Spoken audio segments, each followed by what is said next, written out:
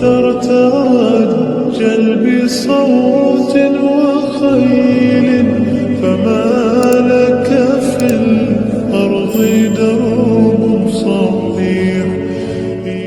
അസ്സലാമു അലൈക്കും. വെള്ളി വെളിച്ചത്തിലേക്ക് സ്വാഗതം. ബിസ്മില്ലാ അൽഹംദുലില്ലാ വസ്സലാത്തു വസ്സലാമു അലാ റസൂലില്ലാ വഅലാ ആലിഹി വസഹ്ബിഹി അൽ ഫായിസീന ബില്ലാഹ്. സിംഹത്തോടാണ് സംഭാഷണം. ആരായിരുന്നു അത്? ചരിത്രത്തിൽ ശ്രദ്ധേയ സ്ഥാനം നേടിയ മഹാനുഭവൻ അബ്ദുല്ലാഹിബ്നു മുബാറക് റളിയല്ലാഹു അൻഹു. കൂടെയുള്ള സഹയാത്രികനാണ് ആ സംഭവം പറയുന്നത്. ഒരു ധർമ്മസമരവുമായി ഉള്ള സഞ്ചാരം. കാബൂളിൻ്റെ പരിസരത്ത് രാത്രി മഹാനവറുകൾ വിരിപ്പിൽ നിന്ന് എഴുന്നേറ്റ് പോവുകയാണ്. കൂടെയുള്ള ശിഷ്യൻ ഒരു മരത്തിൽ കയറി ശൈഖ് അവറുകളെ നിരീക്ഷിച്ചു. എങ്ങോട്ട് പോയി? എന്ത് ചെയ്യുന്നു? അതെ, ആ മഹാനുഭവൻ നിസ്കാരത്തിലാണ്, അള്ളാഹുവിനോട് മുനാജാത്തിലാണ്, കരയുകയാണ്. വിശ്വാസികളല്ലേ, അവരുടെ മനസ്സുകൾ പടച്ച തമ്പുരാൻ ഓർക്കുമ്പോൾ, പരലോകം ഓർക്കുമ്പോൾ എല്ലാം അള്ളാഹുൽ സമർപ്പിച്ചുകൊണ്ട് ഖേദിക്കുന്നു, ദുഃഖിക്കുന്നു, കരയുന്നു. എന്നാൽ ആ കുറ്റിക്കാട്ടിൽ ഒരു സിംഹം മഹാനവറുകളുടെ അടുത്തേക്ക് വരികയാണ്. പക്ഷേ മഹാനവറുകൾക്ക് യാതൊരു കൂസലുമില്ല, തിരിഞ്ഞു നോക്കുന്നില്ല, യാതൊരു വിധത്തിലുള്ള വേചാറുമില്ല. മഹാനവറുകൾ നിസ്കാരം കഴിഞ്ഞ് സിംഹത്തോട് പറയുന്നു, എന്നെ ആക്രമിക്കുക, കൊല്ലുക, അങ്ങനെ വല്ല കൽപ്പന ഉണ്ടെങ്കിൽ നിർവഹിച്ചോ. ഇല്ല എങ്കിൽ പിന്നെന്ത് വേണം? ഫദ്ഹബ് വത്തുൽബ് റിസ്കക്ക് വത്തുലുക്കിനി ഉസല്ലിയില്ല. നീ നിന്റെ വഴിക്ക് സഞ്ചരിക്കുക, നിന്റെ ഭക്ഷണം തേടി നിനക്ക് പോകാം, എന്നെ വിട്ടേക്കൂ, എനിക്ക് നിസ്കരിക്കാറുണ്ട്. നോക്കൂ സഹോദരന്മാരെ, മെഹറാജിൻ്റെ സമ്മാനം മുത്തനബി സല്ലല്ലാഹു അലൈഹി വസല്ലം അള്ളാഹുവിൽ നിന്ന് വാങ്ങിക്കൊണ്ട് വന്നത് നിസ്കാരമായിരുന്നു. ഏതാനും ദിവസങ്ങൾക്ക് മുമ്പാണല്ലോ മെഹറാജ് നാം അനുസ്മരിച്ചത്. റജബിന് നാം വിട നൽകുമ്പോൾ നാം ഏറ്റെടുക്കേണ്ട, പ്രതിജ്ഞാപ്തരാകേണ്ട വലിയൊരു ദൗത്യം നിസ്കാരം. ഞങ്ങളത് ശ്രദ്ധിക്കും, വേഷ കരുതില്ല, അതിൽ ശ്രദ്ധക്കുറവുണ്ടാവില്ല എന്നാണെങ്കിൽ ഒന്നുകൂടി നമ്മുടെ മനസ്സാക്ഷിയോട് ചോദിക്കാനാണ് ഈ കാര്യം ഇവിടെ സൂചിപ്പിച്ചത്. ഇബ്നു മുബാറക്കിൻ്റെ ശിഷ്യൻ തന്നെ പറയുന്നു, നോക്കുക, മറ്റൊരു അനുഭവം. എല്ലാവരും രാത്രി ഉറങ്ങാൻ കിടന്നു. ശക്തമായ തണുപ്പുള്ളൊരു കാലം. ഞാൻ ശൈഖ് അവറുകളെ ഒന്ന് നിരീക്ഷിച്ചു. ഞങ്ങളെല്ലാവരും ഉറങ്ങിയപ്പോൾ മഹാനവറുകൾ എഴുന്നേറ്റു, വുളൂ ചെയ്തു, നിസ്കരിച്ചു. നിസ്കാരത്തിൽ സൂറത്ത് തക്കാസുർ, അൽഹാക്കുമുത്ത് തക്കാസുർ എന്ന സൂറത്തില്ലേ, അതിലെ അൽഹാക്കുമുത്ത് തക്കാസുർ ഹത്താ സുർത്തുമുൽ മഖാബിർ, ആ ആയത്തിങ്ങനെ, ആദ്യത്തെ ആ ആയത്തുകൾ അദ്ദേഹം പ്രഭാതം വരെയും ആവർത്തിച്ചു കൊണ്ടിരിക്കുകയായിരുന്നു ചെയ്തത്. എന്താണ് ഈ ആയത്തിൻ്റെ അർത്ഥം? ഈ ഭൗതിക സുഖാഡംബരങ്ങളും അങ്ങുമിങ്ങും വീമ്പ് പറയലും ഈ ദുനിയാവിനുള്ള മോഹമൊക്കെ നിങ്ങളെ എന്തോ ശ്രദ്ധക്കുറവിലാക്കിയിരിക്കുന്നു. ഇത് ഖബറിലെത്തുന്ന വരെയാണ്. ഖബറിലെത്തിയാൽ ഇതെല്ലാം അങ്ങ് മാറും. അതെ, ചില ആളുകളൊക്കെ ഈ ലോകമാണ് അവർക്ക്, വരാനിരിക്കുന്ന ലോകത്തെക്കുറിച്ച് ഓർമ്മയില്ല. ഇത് പരിശുദ്ധ ഖുർആൻ മുന്നറിയിപ്പ് നൽകുകയാണെങ്കിൽ ഇവിടെ അവസരോചിതം സൂചിപ്പിച്ചത് നിസ്കാരത്തിൻ്റെ പ്രാധാന്യവും അതിൻ്റെ ഗൗരവവും ഒന്നുകൂടി നാം ഇവിടെ അനുസ്മരിക്കാൻ വേണ്ടിയാണ്. മഹാന്മാർ അവർക്ക് നിസ്കാരത്തിലേക്ക് നിന്നാൽ പിന്നെ എല്ലാം മറക്കുകയാണ്. സൈനുൽ ആബിദീൻ റളിയല്ലാഹു അൻഹു ഒരു ദിവസം 1000 റക്അത്ത് നിസ്കരിക്കാറുണ്ടായിരുന്നു. അത് എവിടെയാണെങ്കിലും, ഇനിയിപ്പോൾ യാത്രയൊന്നും അതിന് തടസ്സമല്ല. വുളൂ ചെയ്തു കഴിഞ്ഞാൽ ശരീരത്തെല്ലാം അദ്ദേഹത്തിൻ്റെ അവസ്ഥകൾ മാറുകയാണ്. നിസ്കാരത്തിലേക്ക് നിന്നാലും ശരീരത്തിന് വിറയലുണ്ടാകുന്നു. അതിനെക്കുറിച്ച് ആരോ അന്വേഷിച്ചപ്പോൾ പറഞ്ഞത്, ആരുടെ മുന്നിലാണ് നിൽക്കുന്നത് എന്നറിയില്ലേ? അതേ, അള്ളാഹുവിൻ്റെ മുന്നിൽ, പടച്ചവൻ്റെ മുന്നിൽ നിൽക്കുമ്പോൾ എവിടെയാണ് നിൽക്കുന്നത് എന്ന ഒരു ബോധം, ഒരു ഓർമ്മ സ്വാലിഹ്യങ്ങൾക്കുണ്ടാകും, മഹാന്മാർക്കുണ്ടാകും, അള്ളാഹുവിൻ്റെ ഔലിയാക്കന്മാർക്കുണ്ടാകും. അവരെല്ലാം മറക്കും. അതേ സമയത്ത് പരിശുദ്ധ ഖുർആൻ ചില നിസ്കാരക്കാരെ കുറിച്ചൊക്കെ മുന്നറിയിപ്പ് നൽകുന്നുണ്ട്. വഇദാ നാദൈതും മിനസ്സലാത്തി ഇത്തഖദൂഹാ ഹുസുവൻ വലഇബ. ചിലരെ നിസ്കാരത്തിലേക്ക് വിളിക്കുമ്പോൾ അവർക്കതൊരു കളി വിനോദമാണ്, തമാശയായിട്ടാണ് തോന്നാറുള്ളത്. ഇത് ഖുർആനിൻ്റെ മുന്നറിയിപ്പാണ്. ചില കപടന്മാർ അവരുടെ ഈമാനൊക്കെ ദൗർബല്യമുണ്ടാകും.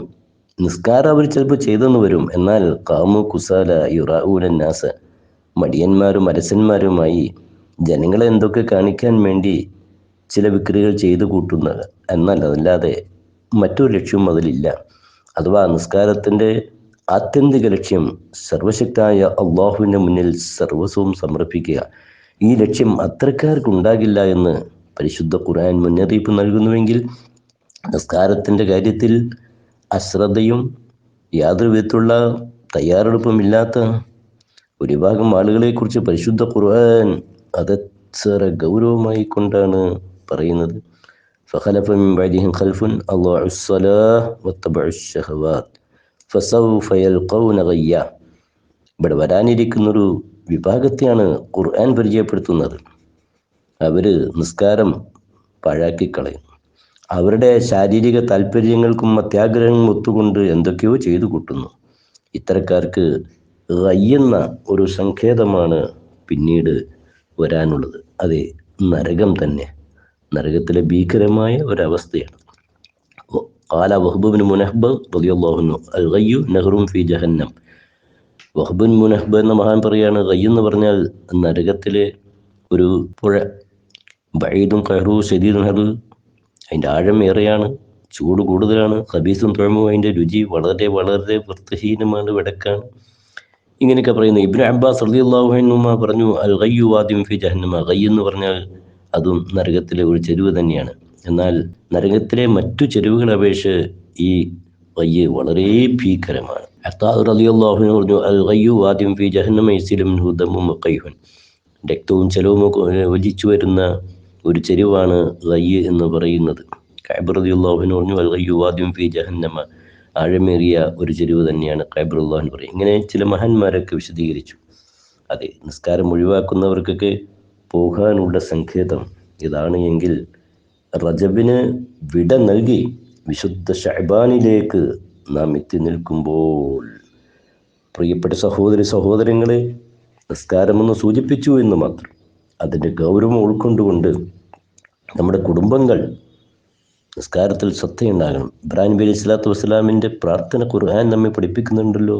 റബ്ബി ജഅൽനി മുഖീമസ്സലാത്തി വമിൻ ദുർരിയത്തി, അല്ലാഹുവേ എന്നെയും എൻ്റെ കുടുംബത്തെയും അഹലുകാരെയും നിസ്കാരം നിലനിർത്തുന്നവരായി നീ ആക്കിത്തരണമേ, എൻ്റെ പ്രാർത്ഥന ഞങ്ങൾ സ്വീകരിക്കണമേ. അതെ, കുടുംബങ്ങളുടെ നിസ്കാരത്തിൻ്റെ കാര്യത്തിലും കുടുംബനാഥൻ ശ്രദ്ധയുണ്ടാകണം. ഭർത്താവിനെ നിസ്കരിപ്പിക്കേണ്ട കാര്യം ഭാര്യയ്ക്ക് ഓർമ്മയുണ്ടാകണം. ഭാര്യയുടെ നിസ്കാരത്തിൻ്റെ കാര്യം ഭർത്താവിന് ഓർമ്മയുണ്ടാകണം. മക്കളുടെ നിസ്കാരത്തിൻ്റെ കാര്യം അതുപോലെ മാതാപിതാക്കൾക്ക് ഓർമ്മയുണ്ടാകണം. നിസ്കാരം കളയാക്കുന്ന ശ്രദ്ധയില്ലാത്ത ഒരു മെമ്പറും ഒരംഗവും നമ്മുടെ വീട്ടിലുണ്ടാകാൻ പാടില്ല. ഇസ്ലാമിക ശരീഅത്ത് പഠിപ്പിച്ചതുപോലെ അത് അതിൻ്റെ പ്രായമാകുമ്പോൾ തന്നെ ചെറുപ്പത്തിൽ അതിനുള്ള പ്രോത്സാഹനവും പരിശീലനവും നൽകണം.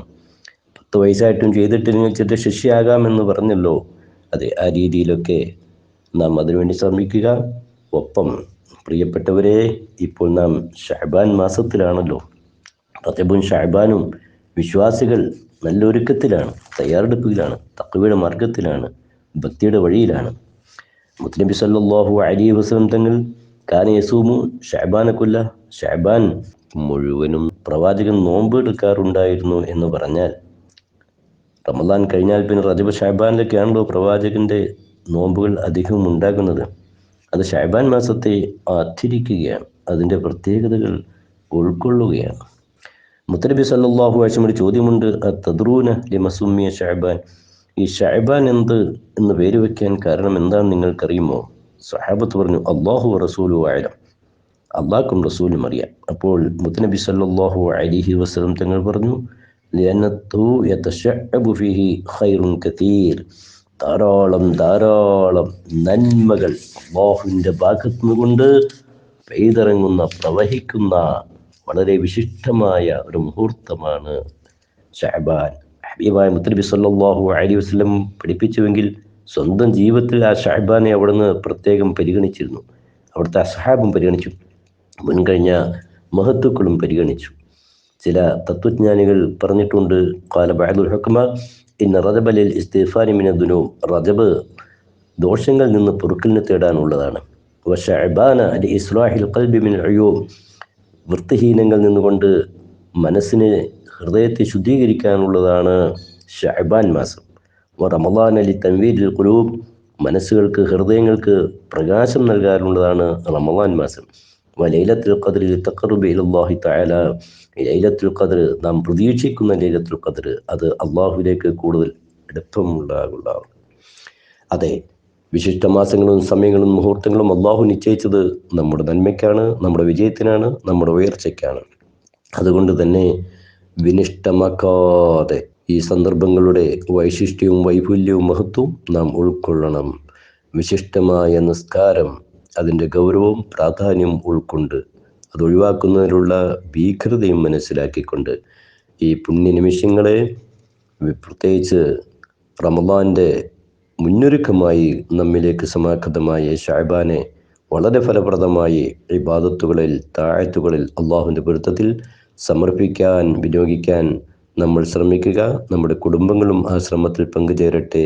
ജഗന്യന്താവായ അള്ളാഹു അനുഗ്രഹിക്കട്ടെ എന്ന് നമുക്ക് ദുആ ചെയ്യാം.